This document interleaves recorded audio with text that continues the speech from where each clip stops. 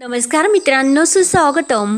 घरोघरी मातीच्या चुली या मालिकेच्या आजच्या भागामध्ये ऋषिकेश रूममध्ये येतो तर त्याला समजते की आपला लॅपटॉप कोणीतरी चेक केलेला आहे आणि तेव्हा तो उचकतो तर त्याच्या लक्षात येते की सुमित्रा एंटरप्राइजचे अकाउंट कोणीतरी चेक केले आणि तो विचार करत असतानाच तेवढं सारंग येतो. सारंग म्हणतो की अरे दादा, तू आतमध्ये आहेस, तुझे लग्न आहे आणि खाली मेहंदी सुरू आहे आणि तू इथे काम करायला लागलास का? हे सर्व बाजूला ठेव, आता फक्त तू मजा करायची. आणि त्याच्या हातातील तो लॅपटॉप बंद करून चल आता हे काम बंद कर आणि बाहेर चल असे म्हणतो. तर ऋषिकेश विचारतो की सारंग, या रूम मध्ये कोणी आले होते का? तेव्हा सारंग विचारतो की काय रे, या खोलीमध्ये आणि तू असं का विचारतोस, काही प्रॉब्लेम आहे का? तर ऋषिकेश म्हणतो की नाही, पण माझा लॅपटॉप कोणीतरी चेक केला असे मला वाटते. तेव्हा सारंग म्हणतो की हो का? आणि दादा, लग्नघर आहे त्यामुळे घरामध्ये माणसांची ये जा सुरूच असते. ऋषिकेश म्हणतो की हे पक लॅपटॉपला मेहंदीचे हात सुद्धा लागले. तर सारंग हसून म्हणतो की अरे,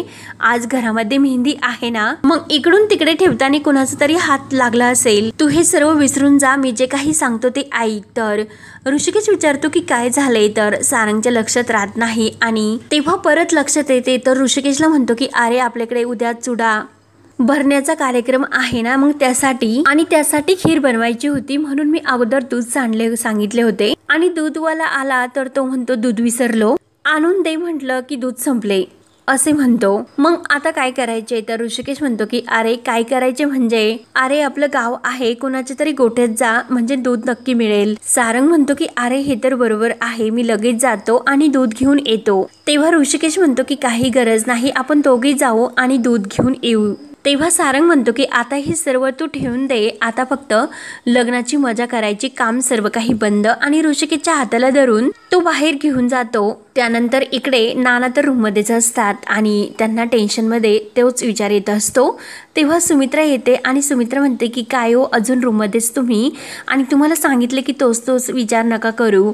तेव्हा नाना म्हणतात की कसे आहे सुमित्रा, तोच विचार माझ्या मनात येतो. आता काहीतरी विपरीत घडणार म्हणून जानकी तर हिम्मतरावांच्या घरी गेली होती आणि तो फोटो. तर सुमित्रा म्हणते की झाले, पुन्हा तुम्ही तोच विचार करता. अहो, असे करू नका, बाहेरच्या लोकांना वाटेल की तुमचे काहीतरी बिनसले म्हणून आणि सर्वजण परत तुम्हाला खोदून प्रश्न विचारतील. नाना म्हणतात की अगं, मला कळते, पण मनातून तर विचार जात नाही, नेमकं काय करू ते? पार्वतीचे स्वप्नात येणे, डावा कौल मिळणे आणि जानकीचे हिम्मतरावांच्या घरी जाणे.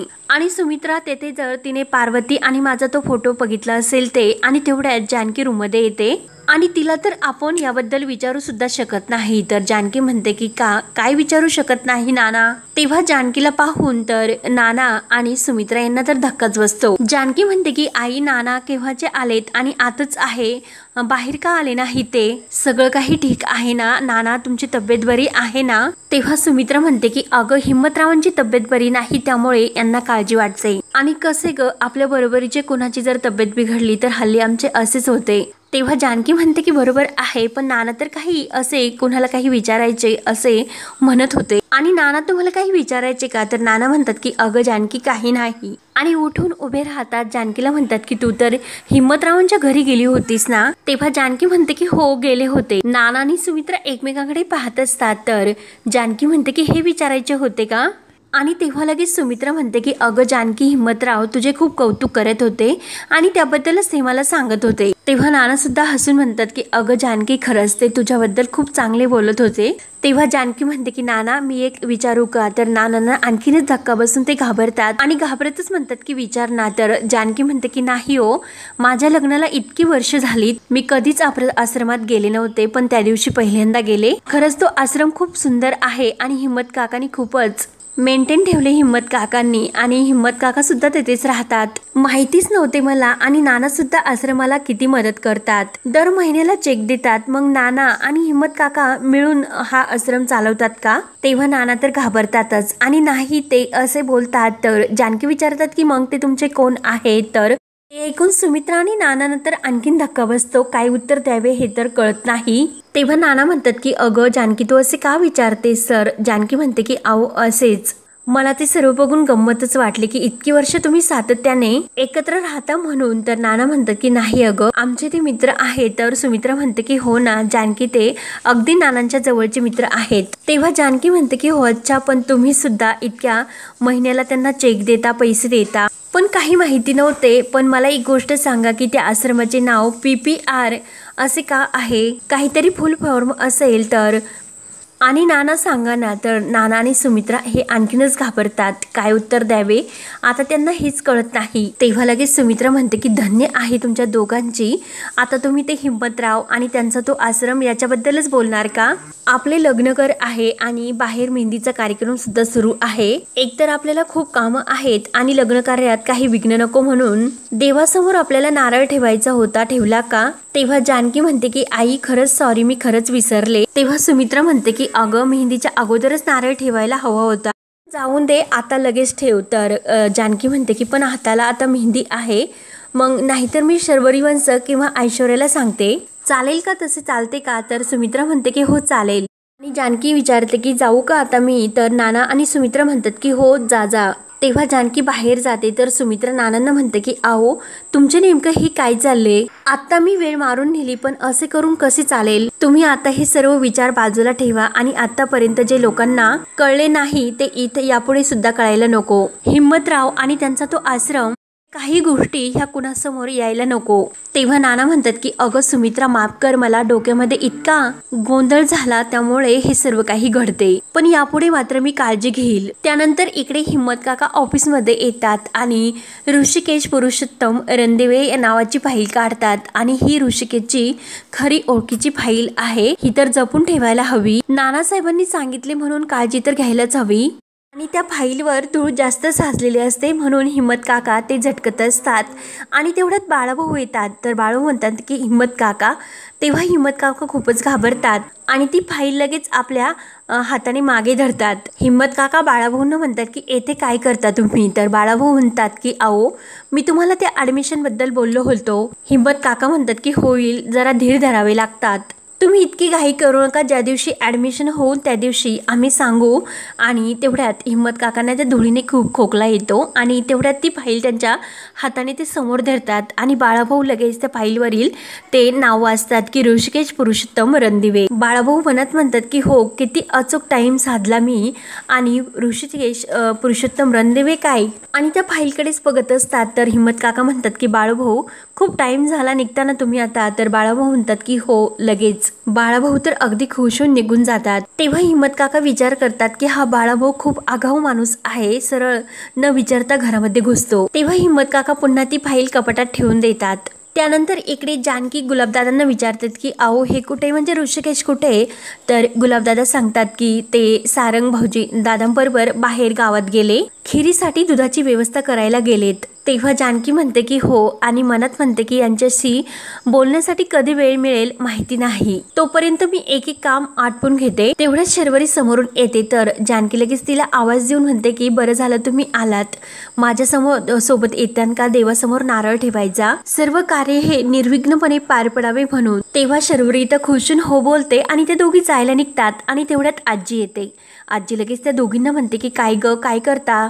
तेव्हा जानकी आजींना सांगते की आओ शर्वरी वंशला मी देवासमोर नारळ ठेवण्यासाठी सांगते, माझ्या हाताला मेहंदी आहे म्हणून, कार्य निर्विघ्नपणे पार पडावे म्हणून. तर आजी विचारते की अगं मग ऐश्वर्या कुठे? तेव्हा जानकी म्हणते की ऐश्वर्या माहिती नाही, आसन येथे कुठे? आजी म्हणते की अगं मग तिने ठेवायला हवा. तर शर्वरी विचारते की मी ठेवलेलं नाही, चालणार का? तेव्हा आजी म्हणते की अगं तसे नाही, कारण तू माहेर वाशिन आहे, कारण तू आता रणदिवे नाही, मग ऐश्वर्याने ठेवलेलं बरा राहील, कारण ती आता रणदिवे आहे. तर ते ऐकून शर्वरीला खूप वाईट वाटते. तेव्हा जानकी म्हणते की आजी अहो असे कसे, शर्वरी वंश सुद्धा हे मूळच्या रणदिवेच आहे ना. हा त्यांचे लग्न झाले म्हणजे त्यांचे आडनाव चेंज झाले पण त्यांचे मूळ नाव तर बदलत नाही ना, त्या पण रणदिवेच आहे, मग त्यांनी नारळ ठेवल्यात काय हरकत आहे? शेवटी देवासमोर प्रार्थना केलेली महत्वाची. आणि जानकी शर्वरीला घेऊन देवाच्या घरात जाते. आजी मात्र मनात म्हणते की हिला प्रत्येक ठिकाणी मोठेपणा घ्यायचा असतो, खरं तर हा ऐश्वर्याचा मान आहे, पण ही ऐश्वर्या गेली मात्र कुठे? हे सर्व ऐश्वर्याला सांगायलाच हवे म्हणून आजी लगेच ऐश्वर्याकडे येते.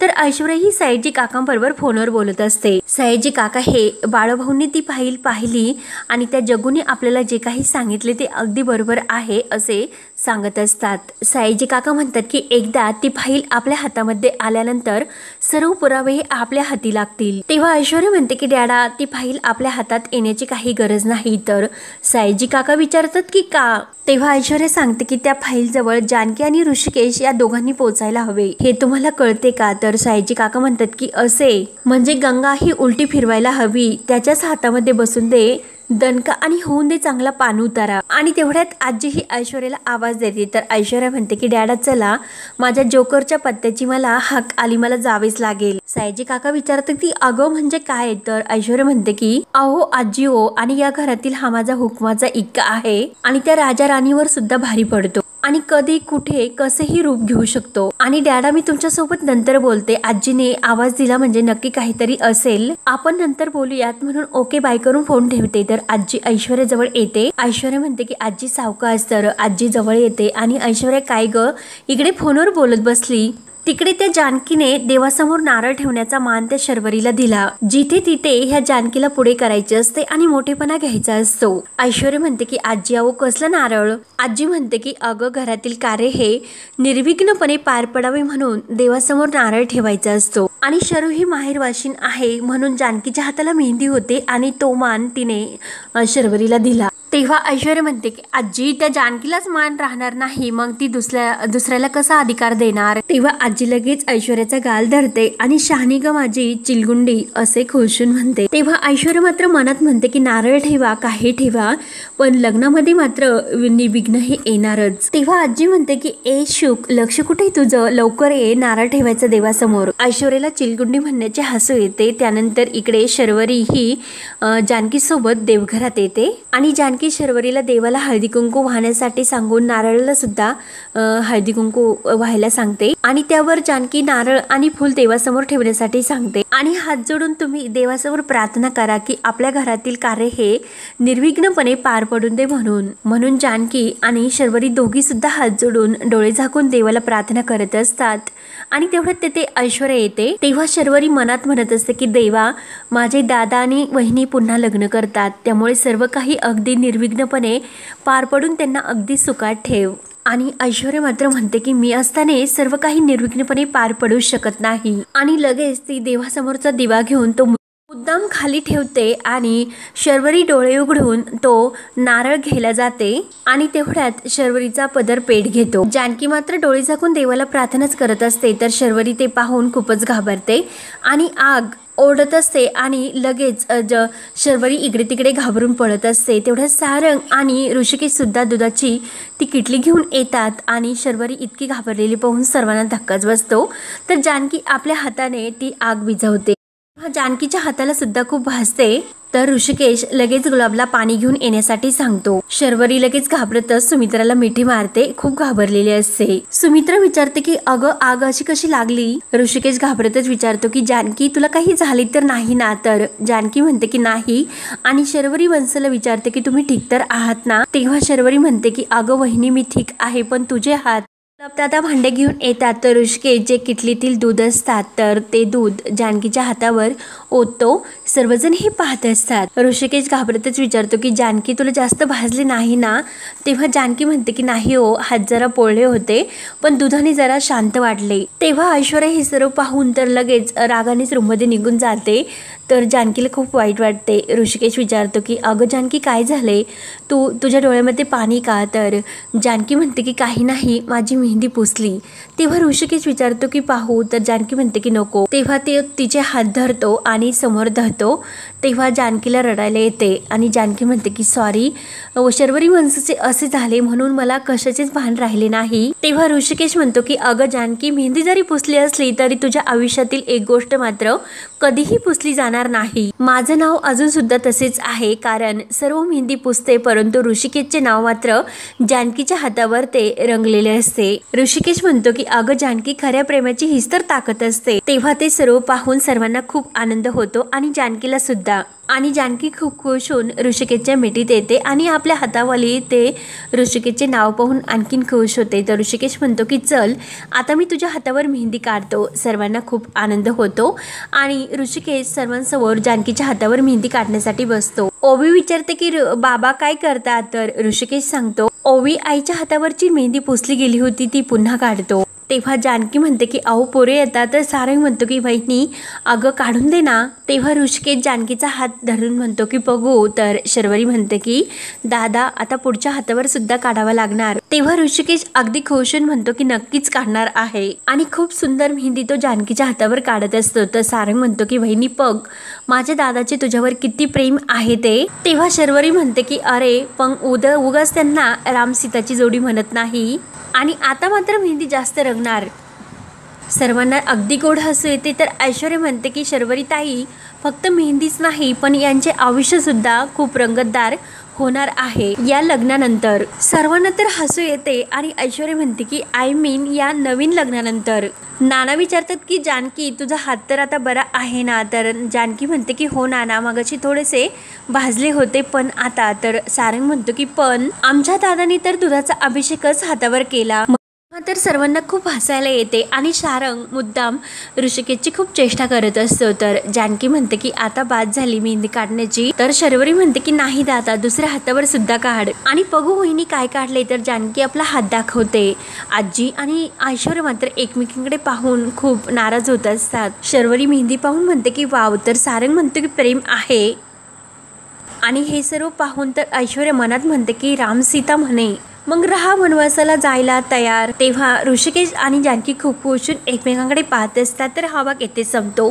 पुढील भागामध्ये जानकी ही रूममध्ये तयार झालेली असते आणि तेवढ्यात काही फुलांच्या माळा घेऊन एक पोतं घेऊन तो जगन येतो। तर जानकी विचारते की कोण आहे। तर लगेच जगन म्हणतो हिम्मतरावाच्या ऑफिसमध्ये लाल रंगाची फाईल आहे त्यातील पुरावा पहा। तेव्हा जानकी विचार करते की याचा तर मला शोध घ्यायलाच हवा। त्यानंतर ऋषिकेश आणि जानकी यांना हळद लागते। तर जानकीला ऐश्वर्या हळद लावत म्हणते की वहिनी आता या हळदीच्या अंगाने कुठेही जायचे नाही बाहेर, नाहीतर अपशकुन होतात असे म्हणतात। तेव्हा जानकी मात्र शांत असते कारण तिला त्या आश्रमात जायचे असते।